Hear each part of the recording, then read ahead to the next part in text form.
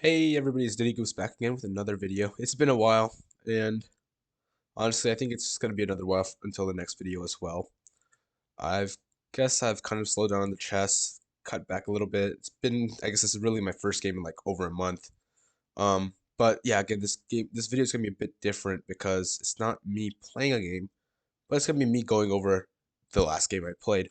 I played this game yesterday, and it was a brilliant game, as you can see just off the on your screen right here. I had a 95% accuracy, and it was just a very sudden game, and all of a sudden I was winning, never let go, just felt so perfect. And now I'm sitting at 2092, rating of 2092, only 8 points away from 2100, which would be amazing. So I'm at my peak right now, and really just one good game away from 2100. Really impressive. But yes, because it was just such a great game, I want to show it to you guys, and this is really my first game back after I guess even over a month. I haven't even been playing like Blitz really. Um, just first game back and just knocked it out of the park. But enough of that. Let's go ahead get into this game, and I want to show it off because it was a very fairly common opening, and I'm proud of it. So I'm going to show it to you guys. Anyways, I'm playing white against TK Nobu. I think that's from Japan. Of course, in our 10-minute game. And of course, I'm going to go ahead and play my e4. He plays c5 with a Sicilian defense. I play knight f3, opening up, developing my knight. And he plays knight c6, which I think is maybe the most common, um, I guess, like continuation of the Sicilian defense. Most people will be playing like d4 here, playing the open Sicilian, so kind of going into something like this right here. Something like this, right? This is an open Sicilian. Pretty cool, pretty reasonable, but I kind of just don't like that because most people play the open Sicilian, so as a result, I guess the Sicilian player is very comfortable in an open Sicilian game. So instead of playing that, I play a closed Sicilian, and basically a closed Sicilian is anything but the open Sicilian, where open Sicilian is playing d4 and kind of opening it up immediately. I'm going to play bishop b5 and delay that, so I'm keeping it close for now, so it's a close Sicilian, and this is actually like the Rosalimo, bishop b5. He goes ahead with d6, and I just traded off because that's theory. Now, I'm not exactly sure why. That's great because I am giving up my bishop pair, but I am introducing this weakness, and I'm going to go ahead and play just castle very quickly. He still needs to develop, so he'll go ahead and play e5, which is pretty nice, putting stuff in the center.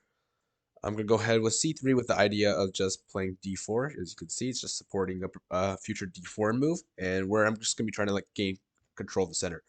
He goes with knight f6, and I'll have to put my plan on hold just for a little bit, but I can just move my rook over to e1, defending this pawn first. And he develops his bishop to e7 next, just opening up his castle, king to castle.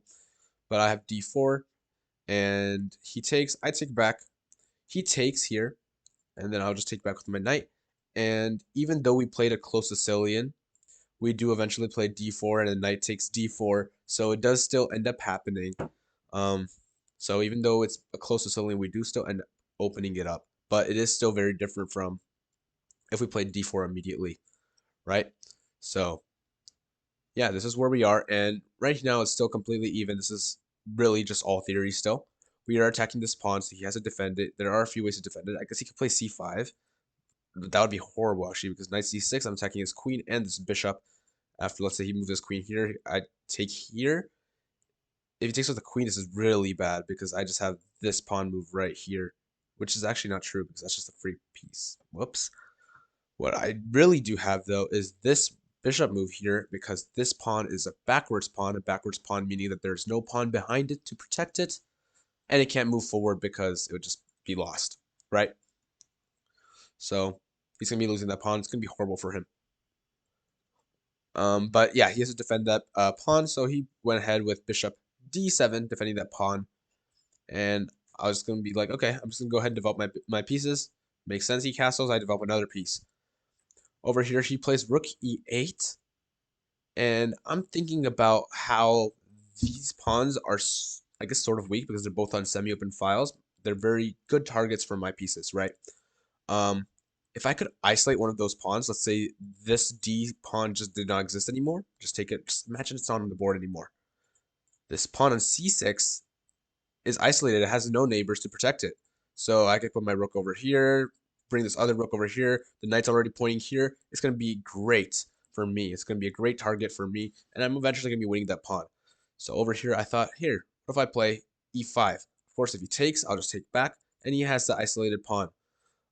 If he doesn't take, if you play something like d5, well, he's going to lose his knight, right? So how does he? Oh yeah, this is basically just a fork.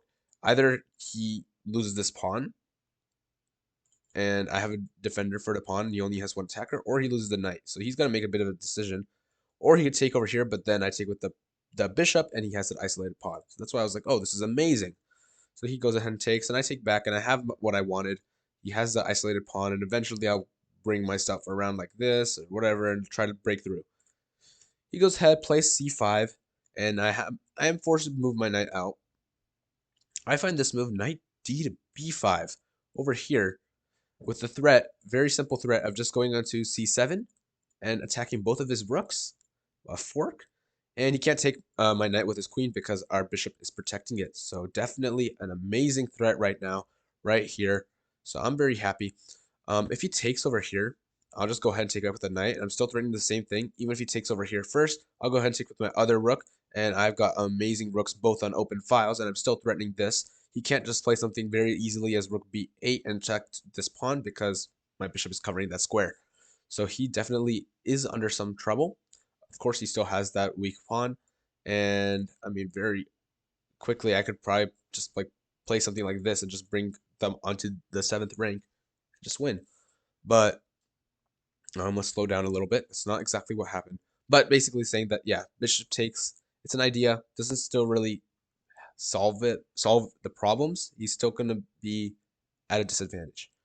Um, Apparently, bishop f8 is one of the best moves, which is very interesting. Bishop f8, because if I play this now, I guess he plays rook takes here, I take here, he takes here. And he gets 2 minor pieces for a rook, and that's going to be better for him. But he did not find that move. I don't think I would have, I don't know if I would have played that or not. Queen f3 is still very nice, just attacking this knight as well. Lots of great things for in this position. But he went ahead and played rook over here, which is a bit of a mistake. Now over here, I was thinking a lot about like, oh, can I play something like bishop here and try to put a knight onto d6 because that would be amazing. A knight on the sixth row for white, or the 3rd row or rank for black. It's called an octopus. Octopus, and I think that was Yusupov who said that, or no, maybe it was Silman, very famous chess author. He was saying like, yeah, a knight on the 6th is basically an octopus because all 8 squares that it attacks are very important. So I was thinking like, oh, how do I set up an octopus here? But I found something even better, which was bishop c7. Um, let's say if he moves to b8, horrible idea. He's going to lose his queen to the bishop. If he keeps it there as well, he's going to be losing it to the bishop. If he goes over here to c8, he's going to be dropping this bishop over here to my rook. So that really only leaves him this move over here, which he plays. But I find knight d6 attacking the queen. If the bishop takes the knight, he loses his queen. It's a pin. The bishop is pinned down by our rook to his queen. And again, he can't go to d8 or b8 because of the bishop. And he cannot go to c8 because of the knight. So his queen is actually completely trapped. My opponent finds the best move in the position, which is bishop g4, attack my queen as well. And if I try to save my own queen, he's going to be saving his own queen. Not just that, it's like as if I play queen c7, he's going to be playing like, yeah, queen here. He's attacking this piece, attacking this piece. Maybe this is not the best move because he's still dropping that bishop. So I guess, yeah, let's say he plays over here. He's attacking this, he's attacking this. Things could be falling. It's a bit messy. So that's not the best way to, best way for me to continue at all. Best move here is to just take his queen. Because if he takes mine, I have an intermezzo, Italian for in between. Because if I take this right now, if I just take back his bishop and he takes back over here, it's equal. Look at the count the pieces. It's equal. He still has a bit of a weakness over here, but mostly it's equal. So I find an intermezzo, an in-between move. Knight takes f6, check. So he has to respond to this. Takes with the bishop, and now I can recapture. And now if you count the pieces, I'm up a full knight. That's amazing. He goes ahead and plays rook a to c8, attacking this bishop, and I find a brilliant way to just simplify the position and basically just immediately win within the next like five-ish moves, and that is knight d5. Knight d5, the threat is that, well, okay, let's say you can take my pawn. If he takes my pawn, I have immediately knight e7 check, and I'm winning his rook, and that's going to be very easy. I'm going to be just completely winning. Um, if he wants to, so basically what he has to do is he has to stay on this diagonal if he wants to stop my my fork. He could just move the rook back, but then he just loses this, and now he has even more weakness. All of his pawns are isolated. It's very bad. Everything is great for me. I can play this move next. He can like move whatever, and then I'm gonna be winning this pawn very soon. So this is great for me. Um, let's say he tries to play something like this.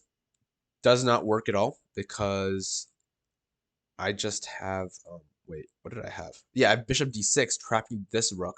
So now if he moves over here, I just have checkmate. He's gonna have to give it this rook. That does not work.